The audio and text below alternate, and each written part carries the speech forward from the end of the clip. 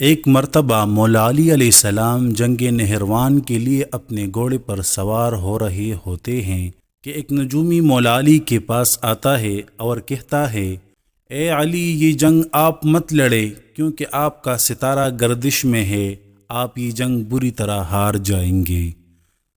مولا علی علیہ السلام اس کی بات سن کر گھوڑے سے نیچے آ جاتے ہیں اور اس نجومی کو کہتے ہیں، اچھا تم ستاروں کے حال جانتے ہو؟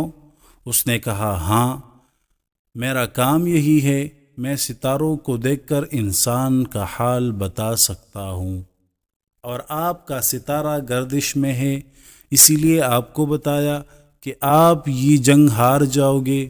مولا علی علیہ السلام نے اس نجومی کو کہا، اچھا وہ سامنے گھوڑی ہے جو پیٹ سے ہے، بتاؤ اس کے پیٹ میں نر ہے یا مادہ؟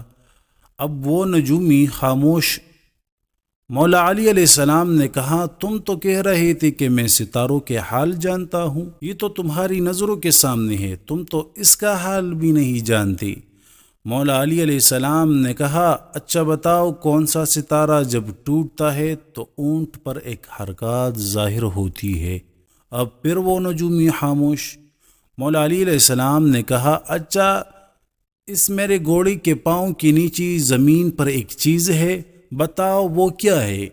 نجومی خاموش تھا۔ مولا علی علیہ السلام نے کہا، تم آسمان کے تو کیا زمین پر تمہاری نظروں کے جو سامنے ہے وہ بھی نہیں جانتے؟ سنو اے شخص، میں علی اب تجھے بتاتا ہوں، علی کی زندگی کی سب سے کامیاب جنگ یہ ہوگی۔ میرے 10 لوگ بھی اس جنگ میں شہید نہیں ہوں گے اور میرے مخالف کے 10 لوگ بھی نہیں بچیں گے۔ اور پھر تاریخ میں لکھا ہے کہ جنگ نہروان میں مولا علی علیہ السلام کا کوئی ساتھی بھی شہید نہیں ہوا ہے، اور مولا علی علیہ السلام کے مخالف کے صرف 9 آدمی بچے تھے۔